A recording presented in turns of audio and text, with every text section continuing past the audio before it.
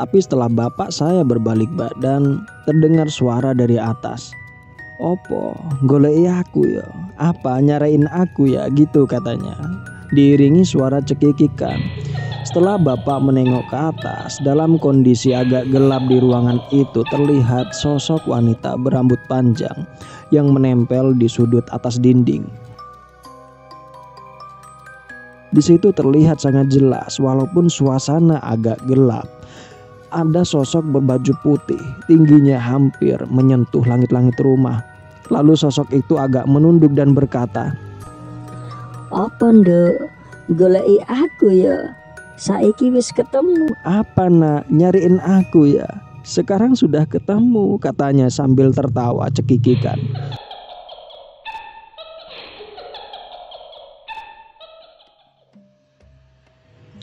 Bismillahirrahmanirrahim. Assalamualaikum warahmatullahi wabarakatuh. Selamat malam teman-teman semadi jiwa dimanapun kalian berada. Semoga kalian selalu dalam lindungan Allah Subhanahu wa Ta'ala, selalu diberikan kesehatan dan selalu dilancarkan rezekinya. Dan malam ini kami akan menceritakan sebuah kisah. Beliau ini sebut saja namanya Ibu Sulami. Dan cerita ini dibagikan di tweetnya Agil R. Saputra. Ibu Sulami ini menceritakan saat menghuni rumahnya di pinggiran kota Semarang di era tahun 70-an. Dan dalam cerita ini selanjutnya saya akan membawakan cerita ini dari sudut pandang Ibu Sulami. Dan cerita ini terjadi di kota Semarang pada tahun kisaran 1960 sampai 1978.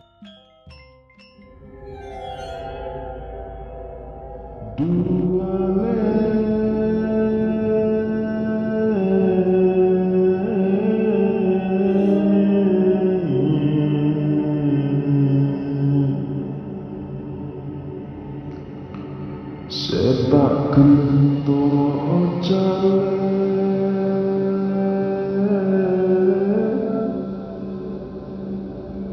jazalan kakale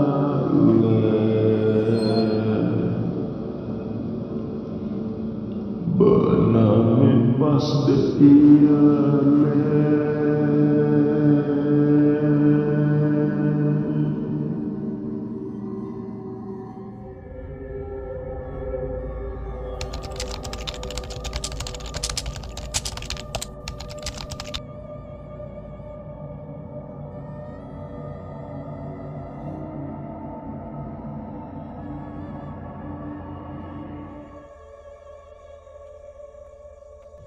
Di tahun 1960 di Semarang, di tahun inilah rumah ini dibeli oleh ayah saya bersamaan dengan lahirnya saya beberapa bulan kemudian. Jadi bisa dibilang saya tinggal di rumah ini sejak lahir. Dan sebagai gambaran, rumah ini adalah rumah yang biasa dengan sepetak pekarangan yang cukup luas di belakangnya. Sejak pertama kali ditempati, di pekarangan itu sudah tumbuh 3 pohon, yaitu pohon sawo, mangga, dan bambu. Kenapa saya harus menyebutkan 3 pohon ini? Karena nanti pohon ini akan ada hubungannya dengan cerita yang akan saya bawakan. Cerita ini bermula dari kelahiranku. Ada sedikit cerita tentang lahirnya saya yang kebetulan lahir di rumah ini di bulan Juli 1960. Kata ibu, waktu itu sekitar jam 1 malam. Ibu membangunkan bapak karena ingin buang air besar. Kebetulan letak kamar mandinya terpisah dari rumah, berada di belakang rumah di dekat pepohonan itu. Dipapahlah ibu saya menuju kamar mandi. Di pertengahan jalan, bapak mendengar suara anak ayam yang sepertinya sumbernya dari dekat pohonan itu. Aneh memang karena kita sama sekali tidak punya ayam, tapi bapak tidak peduli. Sampailah di kamar mandi, ketika ibu sedang buang air, suara ayam itu masih terdengar walau semakin samar. Dengan sedikit menerawang, bapak melihat ke arah 3 pepohonan itu yang tentunya saat itu gelap. Tapi semakin diamati, seperti ada sesuatu. Di atas pohon mangga tepatnya, seperti ada putih-putih yang duduk di rantingnya. Bapak yang takut, dia segera memalingkan wajahnya dan berdoa sebisanya. tapi malah terdengar suara ketawa cekikikan. Bapak ketakutan setengah mati. Tapi ketakutan itu langsung pecah karena ada erangan dari ibu. Dari dalam kamar mandi, ibu ini kesakitan. Sepertinya ibu mau melahirkan. Di situ bapak langsung menggendong ibu menuju kamar. Sementara suara cekikikan itu masih terdengar seakan mengikuti sampai kamar. Di situ ibu juga mendengarnya. Tapi saat itu suasana sudah terlalu panik. Sementara itu bapak segera mengambil sepeda kayu untuk memanggil bidan. Disitulah ibu saya ditinggal sendiri di rumah. Cukup lama, hampir 1 jam. Karena jarak ke rumah bidan itu hampir 2-3 kilometer. Dan disinilah terjadi pengalaman yang tidak pernah bisa ibu saya lupakan. Jadi di tengah ibu menahan sakitnya, di balik jendela kamar terdengar suara cekikikan sambil mengetuk-ngetuk. Ibu saya yang ketakutan hanya bisa rebahan sambil berdoa memegang tasbih. Tapi suara itu semakin menjadi-jadi, seperti mengejek. Ibu melihat ke arah jam yang kira-kira saat itu menunjukkan hampir jam 2 dini hari. Tapi suara itu masih tetap ada. Semakin lama, ibu saya ini mulai timbul rasa marah. Dan dengan sekuat tenaga dia melempar tasbih yang digenggamnya ke arah jendela itu sambil bilang, "Kalau berani keluar kamu." Nah, sejenak suara itu berhenti. Suasana malam itu hening. Tapi tiba-tiba terdengar suara wanita di balik jendela itu. Suaranya agak serak. Suara itu bilang, Aku ora wedi. Aku nggak takut. Aku tidak takut. Nah, suara itu diiringi oleh suara cekikikan dan gangguan itu hilang. Sampai beberapa saat kemudian bapak saya datang bersama ibu bidan.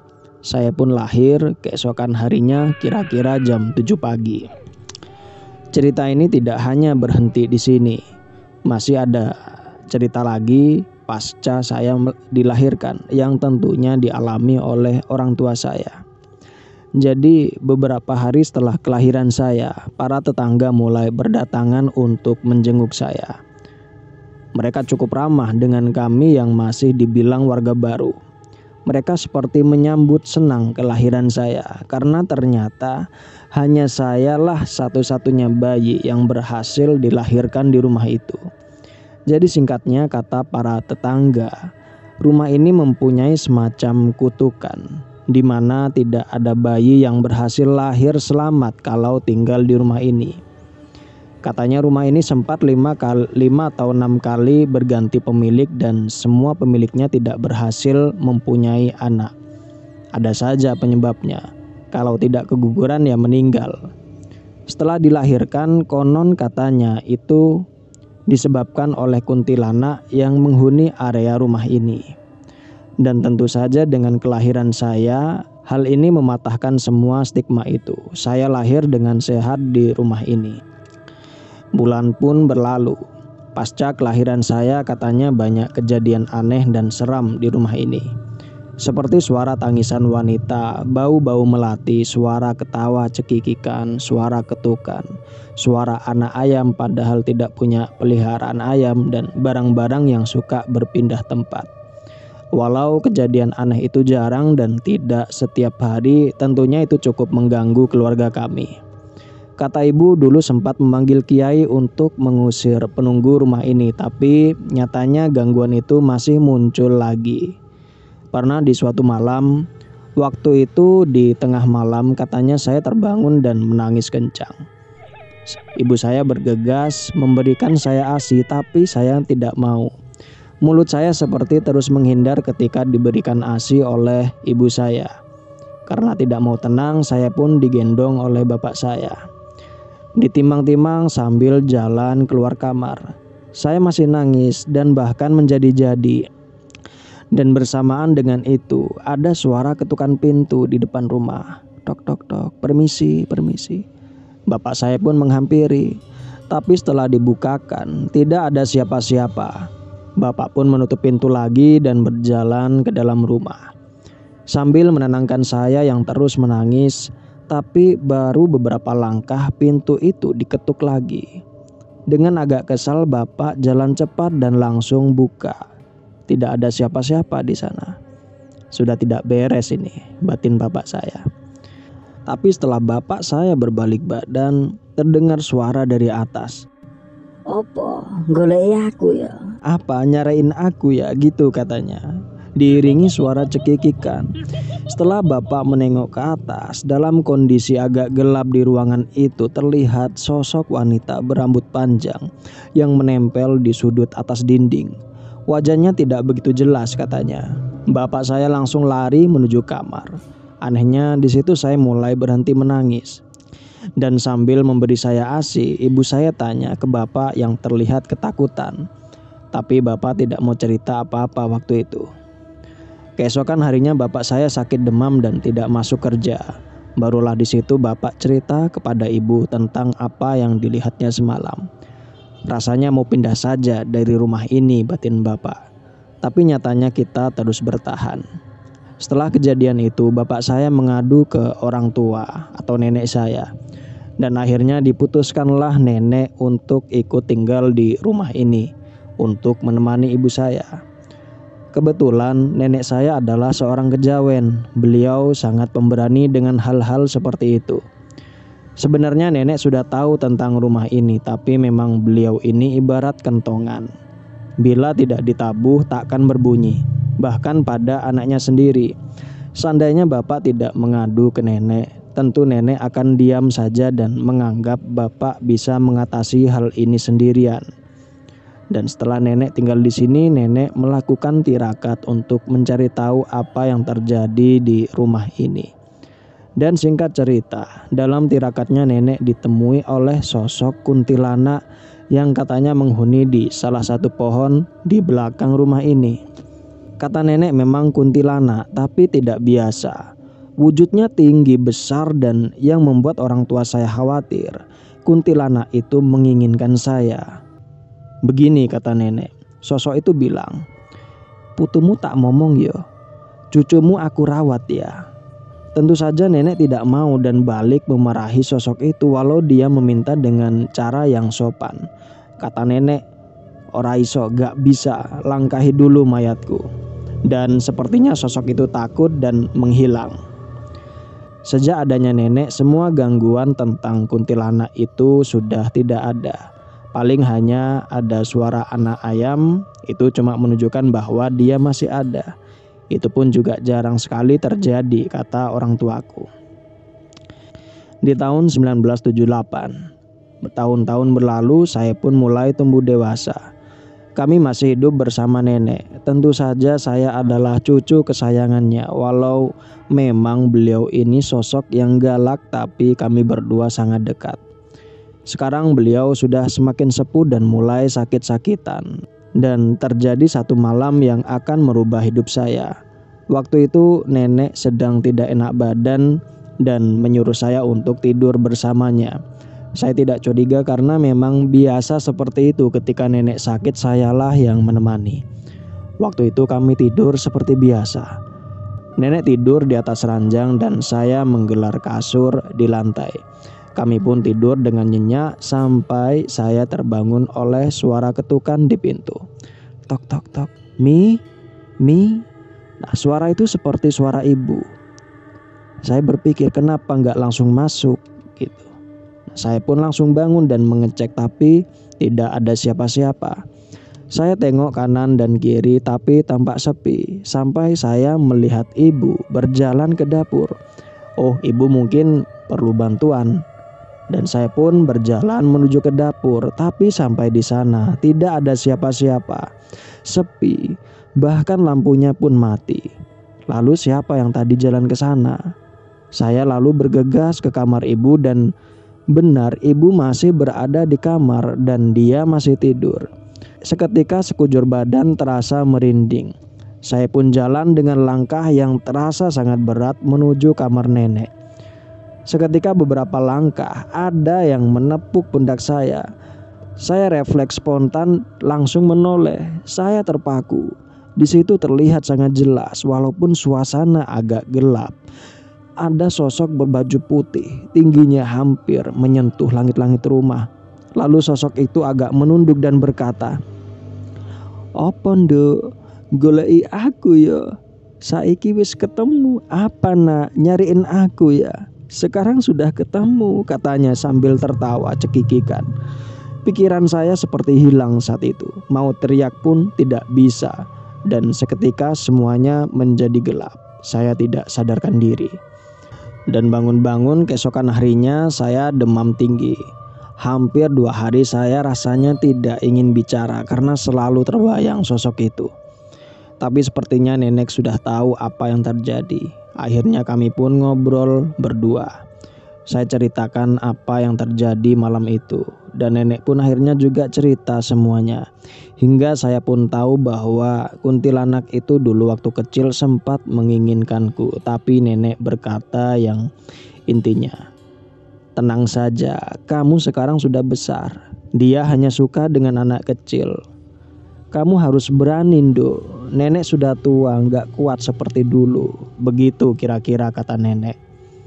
Hari pun berlalu, tapi yang saya tidak tahu itu adalah kata-kata terakhir nenek.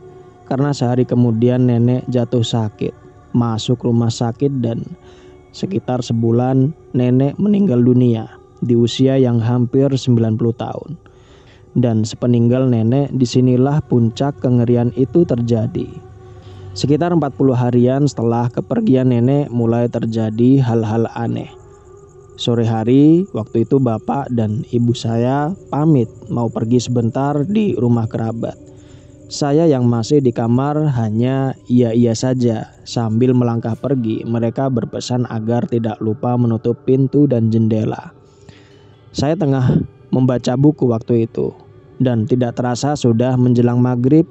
Dan saya yang memang penakut memutuskan untuk pergi ke rumah tetangga dan akan kembali kalau nanti bapak dan ibu sudah pulang. Tapi sebelum itu saya harus menutup pintu dan jendela. Saya tutuplah pintu belakang dan jendela-jendela dengan agak terburu-buru. Sampailah aku di kamar orang tua karena memang jendelanya belum ditutup.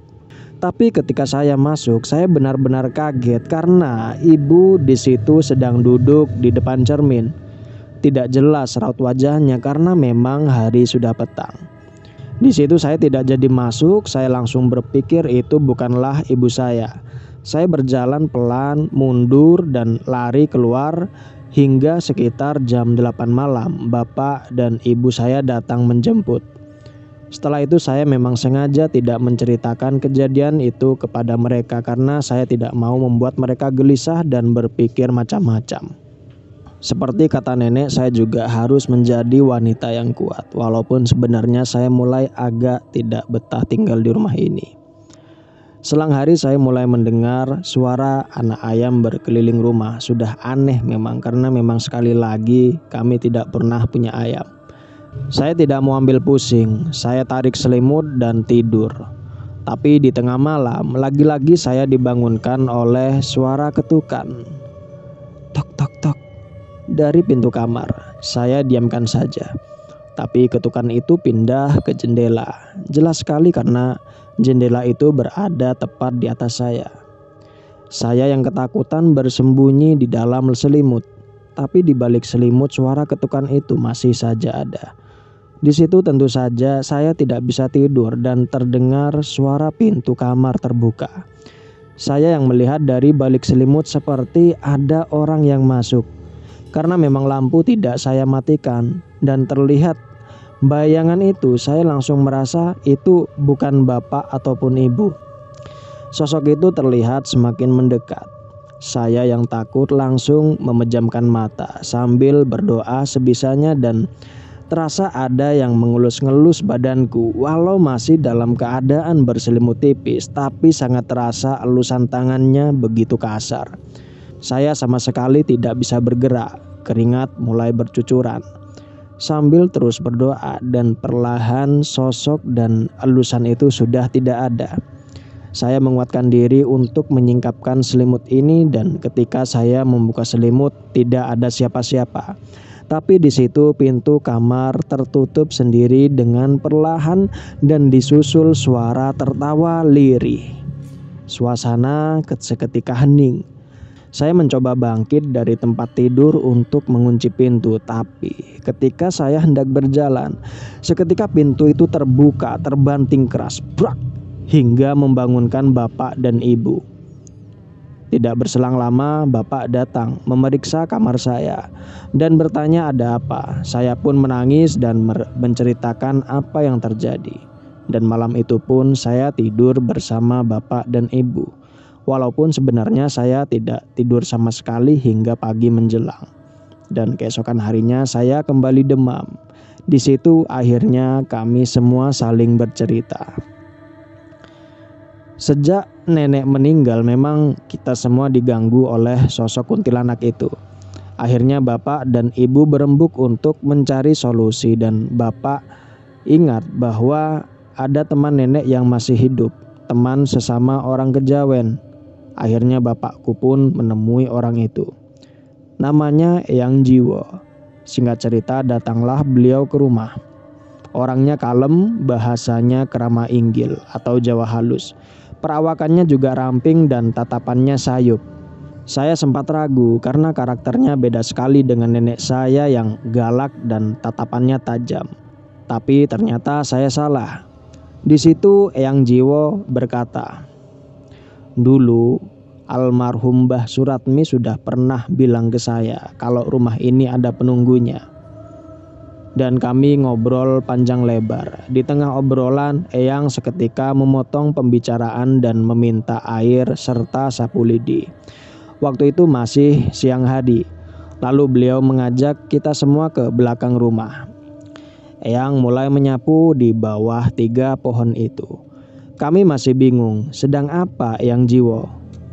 Lalu Eyang menyuruh kita mendekat, menuangkan air di tanah bawah pohon sawo. Beliau menyuruh bapak mengambil wangkil atau cangkul kecil dan menyuruh bapak menggali tanah yang sudah dibasahi air itu. Bapak pun mulai menggali tanah itu lumayan dalam hingga seukuran lengan orang dewasa. Dan apa yang ditemukan? Di sana ditemukan beberapa serit kutu atau serit ini seperti sisir itu. Kalau tidak salah jumlahnya ada 7 atau 8 buah. Dan ibu mulai ingat itu adalah serit punya ibu yang hilang. Dulu serit itu selalu ditaruh di samping bantalku ketika saya masih bayi bersama gunting dan pisau kecil. Katanya untuk tolak bala. Tapi setiap hari serit itu selalu hilang. Ibu beli lagi dan hilang lagi ketika ditaruh di samping bantalku. Sungguh tidak masuk akal. Kata Eyang Jiwo, serit ini diambil oleh kuntilanak itu. Dikumpulkanlah serit itu dan Eyang Jiwo menyuruh bapak untuk menggali lebih dalam. Kemudian ditemukan lagi gumpalan rambut yang berbau busuk. Eyang Jiwo mengambil rambut itu dan membentangkannya. Di sini sangat aneh karena rambut itu panjangnya hampir 3 meter. Rambutnya agak gembel, baunya sangat busuk. Mbah Jiwo meletakkannya bersamaan dengan serit-serit itu dan beliau mengajak kita masuk ke dalam rumah. Dia akan marah karena ini, kata Eyang Jiwo. Tapi ini memang harus dilakukan. Sambil menunggu malam, Eyang Jiwo terus bercerita tentang nenek saya. Kata beliau, nenek saya sebenarnya bisa melakukan ini tapi dia tidak tega. Karena menurut kepercayaan Jawa, mereka makhluk halus juga punya kehidupan. Jadi menurut nenek, bila kita dan mereka saling bersinggungan lebih baik dijauhkan saja. Jadi yang selama ini nenek lakukan hanya menahan saja agar kuntilanak itu tidak mengganggu. Tapi sepeninggal nenek mungkin tidak ada lagi yang bisa menahan sehingga sosok itu pun kembali mengganggu. Begitulah penjelasan Eyang Jiwo. Ini sudah melampaui batas, jadi harus ditindak, kata beliau. Dan singkat cerita, malam pun tiba. Eyang akan melakukan pemindahan, tapi Eyang Jiwo tidak sendiri. Beliau bersama Mas Panggih atau keponakan Eyang Jiwo. Ritual dilakukan tepat di depan 3 pohon itu. Jadi di situ ada bapak, Eyang Jiwo dan Mas Panggi. Sedangkan saya dan ibu disuruh menunggu di dalam rumah. Jadi apa yang dilakukan di situ saya tidak begitu tahu. Saya dan ibu menunggu di dalam rumah hingga kurang lebih 1-2 jam sampai kami hampir ketiduran. Tapi sekitar jam 2 malam kami mendengar suara tangisan dan rintihan wanita dari belakang rumah. Kami bergegas mengintip dari balik jendela. Di sana terlihat ada kobaran api. Mas Panggi yang duduk bersimpuh menghadap ke arah kami dan bapak serta Eyang Jiwo yang bersila menghadap arah sebaliknya. Suara tangisan itu sepertinya keluar dari mulut Mas Panggi, tapi benar-benar seperti suara wanita. Sepertinya dia dirasuki. Terlihat Eyang sedang berdebat dengan sesuatu yang merasuki Mas Panggi. Kami yang mengintip dari balik jendela yang ruangannya sengaja dimatikan lampunya tiba-tiba. "Sini kalian, gak usah ngintip," kata itu keluar dari mulut Mas Panggi. Suaranya benar-benar seperti perempuan. Eyang pun memanggil kami berdua. Kami menghampiri dengan gugup dan setengah ketakutan. Kami pun duduk bersama. Di situ Eyang Jiwo menjelaskan bahwa inilah sosok yang selama ini mengganggu di rumah ini. Lalu dia segera menyambar pembicaraan kita dengan bahasa Jawa Kawi. Yang intinya adalah, "Kalianlah yang menggangguku. Perempuan sundel itu mengurungku selama 17 tahun. Perempuan yang dimaksud adalah nenek saya. Sekali saya menatap mata Mas Panggi, dia balik menatapku, sangat mengerikan. Wajahnya menjadi terlihat tua, kantong matanya hitam dengan ludah yang terus keluar. Baru kali ini saya melihat orang kesurupan. Dia seperti akan mengamuk. Kemudian Eyang Jiwo membakar satu serit dan dia pun merintih seperti kesakitan.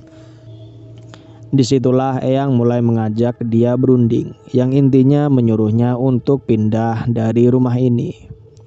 Dia tidak mau. Dia bilang, aku lebih dulu tinggal di sini." Lalu Eyang kembali membakar seritnya sambil kembali berunding. Dia memohon ampun seperti kesakitan, tapi dengan dingin Eyang berkata, "Mau cara halus atau kasar?" Sambil dia terus membakar serit itu satu demi satu sampai tinggal serit terakhir. Dia pun menyerah ketika serit itu mau dibakar. Akhirnya dia mau pindah dengan satu syarat. Dia ingin bersama dengan teman-temannya di satu sumur yang berada di bekas gudang vanili. Kebetulan gudang vanili itu berada di pojok desa, masih satu wilayah, dan minta digendong oleh Eyang Jiwo menuju ke sana. Syarat yang aneh. Padahal badan Mas Panggi itu cukup besar, tapi Eyang Jiwo menyanggupi persyaratan itu dengan sebuah janji. "Aku akan menyimpan serit dan rambutmu dan akan aku wariskan ke anak cucuku. Kalau kamu berulah lagi, aku akan membakar ini semua. Dan kalau aku nanti sudah mati, maka keturunankulah yang akan melakukannya." Begitu kira-kira kata Eyang Jiwo, dan dia pun menganggukkan kepalanya. Dengan tergopoh-gopoh, Eyang Jiwo menggendong kuntilanak itu yang berada dalam tubuh Mas Panggi. Kami bertiga mengikuti di belakangnya. Saat kami mulai keluar rumah, ternyata di sana sudah ada beberapa warga di depan rumah yang mungkin mendengar keributan ini. Kami tidak sempat menjelaskan kepada mereka, tapi sepertinya mereka sudah paham. Kami pun berjalan mengikuti Eyang Jiwo yang menggendong Mas Panggi. Tapi di sini saya mulai heran. Eyang Jiwo ini kakek umur 75 tahunan. Tapi beliau terlihat seperti tidak begitu berat berjalan dengan beban sebesar itu. Bahkan dia sesekali berlari kecil saat mengangkat beban itu. Akhirnya sampailah kita di sumur bekas gudang vanili itu. Eyang pun menurunkan Mas Panggi dan berkata, Sudah sampai ini. Sekarang kamu kembali." Dan sosok di dalam Mas Panggi itu diam sejenak dan menangis terseduh-seduh, benar-benar mengeluarkan air mata. Intinya dia meminta maaf kepada keluarga kami dan dia menjelaskan satu hal, bahwa tentang kutukan kelahiran di rumah itu sesungguhnya tidak benar. Intinya dia memang suka dengan bayi dan anak kecil, tapi dia tidak mempunyai kemampuan untuk merenggutnya, apalagi merawatnya. Soal dulu dia pernah bilang ingin merawatku, itu hanya sebatas ungkapan saja. Dan akhirnya sosok itu pun berpamitan dan keluar dari badan Mas Panggi. Seketika Mas Panggi terkulai lemas dan memuntahkan cairan hitam. Mas Panggi juga sempat tak sadarkan diri untuk beberapa saat. Dan jujur kami dan warga yang ikut masih tercengang heran, apalagi saya yang menyaksikan ini dari tadi. Kata Yang Jiwo, ini memang tidak masuk di nalar, tapi inilah tanah Jawa. Dan singkat cerita kami pun semua pulang. Kalau tidak salah sudah sekitar jam 4 pagi. Kami semua ngopi bersama Eyang, Mas Panggi, dan beberapa warga. Di situ Eyang Jiwo berkata, ini semua sudah selesai. Dia tidak akan lagi mengganggu rumah ini. Dan hari berganti, rumah ini memang terasa lebih adem. Sudah tidak ada lagi gangguan di rumah ini. Tahun berlalu saya masih tinggal di rumah ini. Hingga menikah, punya anak, dan sekarang punya cucu. Rumah ini masih saya tempati sampai sekarang. Walaupun sampai sekarang kadang ada orang yang masih menganggap rumah ini rumah kuntilanak. Demikian cerita ini dibagikan Ibu Sulami melalui tweetnya Agil R. Saputra. Dan mungkin untuk kalian yang warga Semarang mungkin tahu dengan lokasi rumah ini di mana berada. Mungkin kalian bisa tebak dan tulis di kolom komentar barangkali benar. Dan terima kasih untuk kamu yang sudah mendengarkan cerita ini sampai selesai. Semoga cerita ini bisa menemani kalian di waktu senggang dan waktu istirahat kalian. Saya mohon pamit undur diri, mohon maaf kalau ada salah-salah kata. Wassalamualaikum warahmatullahi wabarakatuh. Anggur manis rasa durian, tidur mimpilah hampir siang, bangun menangis ingat janjian. Rasa sayang, lihat dari jauh rasa sayang. Sibuk-sibuk angin utara, tarik layar dalam perahu. Jangan tersibuk, tak angkat mata, lihat si Nona sudahlah jauh. Rasa sayang, lihat dari jauh rasa sayang. Lepas kuda di tanah rata, lepas dengan tali rantainya, lepas tuan tidak mengapa, 2, 3 ada gantinya.